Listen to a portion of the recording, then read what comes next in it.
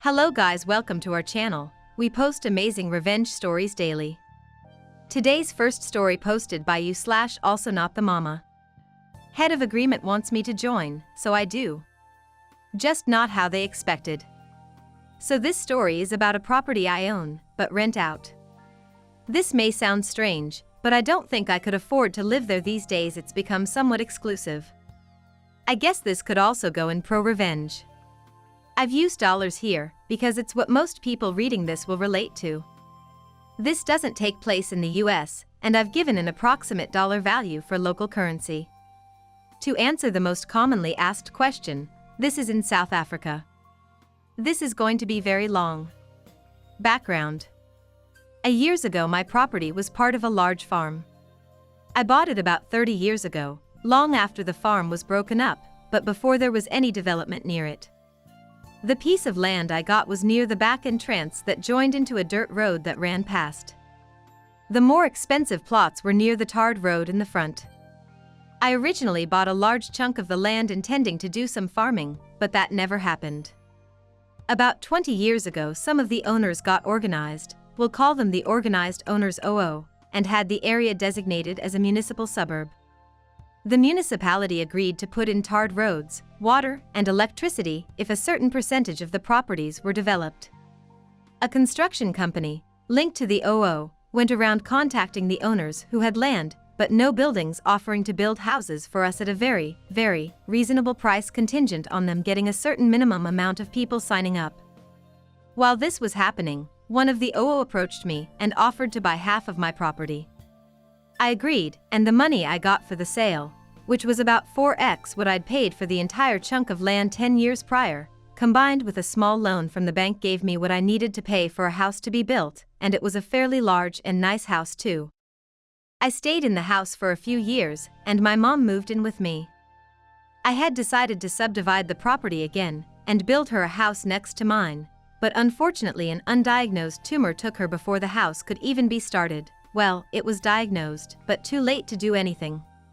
Soon after she died, we moved out of the house and started renting it out. About a few weeks before we moved out, the HOA I'd sold the land to started talking about starting in head of agreement. I wasn't interested and left soon after. About 2 years later, the neighbor HOA contacted me. There were two roads entering the area these days: the original tarred road that was near where the farmhouse had been and was entered from a fairly busy main road, and my dirt road back entrance, which was now a tarred entrance from a wide, but not very busy municipal road. The head of agreement was trying to get the old farm road blocked off to improve security and decrease through traffic, and wanted the road next to my property to be the main, and only, entrance to the head of agreement community. And they were pressuring me to join. I said no, and I was adamant, and eventually they accepted that, but told me they wanted to have a sign near the road welcoming people to the neighborhood, and the only practical place to put it was on the edge of my property. They also wanted to build a little guard hut and have a security guard permanently monitoring who went in and came out, and they wanted to build his shed on my property. We came to an agreement whereby they would mow the lawn and pay the equivalent of about $35 per month in exchange for the land they needed. I was very happy with this arrangement, since the property was fairly large, and it didn't really cost them anything since they already had a full-time gardening service servicing the head of agreement. This all happened over a decade ago. They eventually got the other main road blocked off, and the head of agreement is paying for rent-a-cop to be permanently stationed close to my property, as well as mowing my lawn and paying me enough money for takeaways for the family each month. I'm occasionally contacted by members of the head of agreement to get me to sign up, but I'm really not interested. My property has been rented to the same tenant for all these years, and everything there is going well for me. Until about 3 years ago, when someone scared the crap out of my tenant's young daughter by making strange noises and shooting a gun close to her bedroom window 3 or 4 times over about a month. This scared my tenant, and I guessed it scared the head of agreement, because they and my tenant contacted me with a proposal I join the head of agreement, and they give me exclusions from the head of agreement rules, including exclusions from paying the monthly fees, and in addition they will build a wall around the entire head of agreement neighborhood, including electric fencing and security cameras. They told me they had wanted to do this for a while, but were unwilling to build the wall on property that was not in the head of agreement. I couldn't see the downside, and so agreed. The dishonest dealings. It took a little over a year to build the wall and get everything completed, which is quite fast. And then a month to the day after everything was done, my tenant got an head of agreement warning about his dogs barking. He told the head of agreement that while the property was in the head of agreement, it was exempt from the rules. The head of agreement told him that they had cancelled the exemptions and that he had 30 days to comply. He contacted me, and I opened some mail I'd gotten from the head of agreement. I'd ignored it since I was supposed to be exempt from the rules and fees. Man, did I get a surprise. They had retroactively cancelled the exemptions and were claiming that I pay late fees going back over a year, that the easement agreement had been cancelled, and that they were retroactively cancelling it a year back because the head of agreement contract allowed them to use small unused portions of head of agreement members' land for the common good for free. That I refund them the money they had paid for the easement over that period. That I owed them money for the garden service mowing the large lawn, and that I would be fined for each infraction my tenant failed to remedy. This started an expensive process involving lawyers and the court system that ended with a judge telling me that what the head of agreement had done was mostly legal. They had the right to revoke the exemptions, but that they had to give me 30 days notice. As I was walking to my car, the neighbor HOA, the one who bought half my land so many years ago, told me that I was stupid to have refused to join when the head of agreement started, as I could have been a founder member, whatever that means, and that next time I should be sure to understand the documents I signed before signing them. The malicious compliance. Neighbor HOA was right, I should have read the contract better. Also, I was interested in what it meant to be a founding member. Spoiler, nothing. And so when I got home I grabbed the head of agreement contract I'd signed, as well as all the other documentation they had provided me with, and started reading. I was determined to break every rule I could find a loophole to break. I didn't get past the first page. While the street address of the property is used to identify it for all practical purposes, in the city records it has a unique property number that has to be used on legal records. When my mom moved in, I'd subdivided the remaining property, but hadn't yet started building on it. And when I gave the head of agreement the easement all those years ago, it had been on the property I'd sliced off for my mom. And when the head of agreement set up the contract, they had simply used the property number from the easement. The next afternoon the neighbor HOA delivered, and had me sign two documents, one telling me that my exemptions would expire in 30 days, and one letting me know that the easement would no longer be required after 30 days. I think he was being a bit malicious here, because I lived about an hour away from the property, and he drove out himself. The revenge. Exactly 30 days to the hour after the head of agreement had given me the 30 days notice, I knocked on the neighbor HOA's door. Did I mention he was the president of the head of agreement, and had him sign for two documents? The first was that I planned to build a house on my head of agreement property, which confused him, and the second was notice that they had 30 days to remove from the property the guard shed, the parts of the electric boom that were on my property, as well as the sign. He tried to engage me, but I ignored him, climbed into my car and drove off. Early the next morning I got a call from the head of agreement lawyer, who explained to me that their junk would be staying on my property since it was in an unused part of my land. I explained that I was building a house there, and that the land would not be unused anymore. I could hear the smirk as he told me that building a second house to be spiteful would not be accepted by the courts. I sure hope he could hear the smirk in my voice when I told him that the property in question did not have a house, and was, in fact, barely large enough for a house to be built, and would not be large enough for any extraneous buildings. I then told him to go look up the property in question, and call me back. I had sliced off just enough to be legal, which was just enough to build a small house. It took them just under 5 days to get back to me. Their lawyer told me that the terms of the easement meant that I could not cancel without their permission, so I emailed him a photo of the document they sent to me canceling the easement. That afternoon neighbor HOA invited me to lunch, his treat, to discuss the problem. I said no thanks. He extended the offer again 2 days later, and again I said no thanks. Others of the original HOA contacted me to try to talk. Some sounded aggressive, Some sounded sympathetic. I said no thanks to each of them. Eventually the lawyer phoned and asked if we could come to some sort of arrangement. I asked what he had in mind, and he told me that he was prepared to discuss exclusions in exchange for access to my property. So I said no thanks, and please don't call me again. About 9 days before their 30 days was up, I got a call from a different lawyer. He said he wanted to negotiate a surrender, his words, not mine. I agreed to meet him at his office the next day. I'd already had documents drawn up, and the meeting was as simple as me giving him the documents and him reading them over. My new easement offer included everything offered by the old easement offer. I changed the line mow the lawn to get the property to head of agreement standards and keep it there since it was now in the head of agreement. Would cost them about $500 per month instead of $35. This amount would increase with inflation. The previous contract didn't include that bit. When cancelled, for whatever reason, the head of agreement would have to pay me a cancellation fee of around $7,500. The contract automatically terminated 30 days after. Any disciplinary action was taken against me, my tenant, or the property. Any complaints were levied by the head of agreement against the property. Any legal action was taken against the property by anyone in the head of agreement. That lawyer who had offered to negotiate surrender would be allowed to mediate any disputes between us at HOA's expense, and that the head of agreement would pay all my legal fees if any legal action was taken against me. I deliberately left some insane things in there so that I could appear to concede some points or be negotiated down when the head of agreement got indignant about the points I actually cared about. The lawyer didn't look happy. He said that my proposal sounded unfair, but that he'd have the head of agreement president look at them. I reminded him that in 8 days I'd be setting a group of men armed with sledgehammers and anger management issues loose on whatever of theirs was still on my property.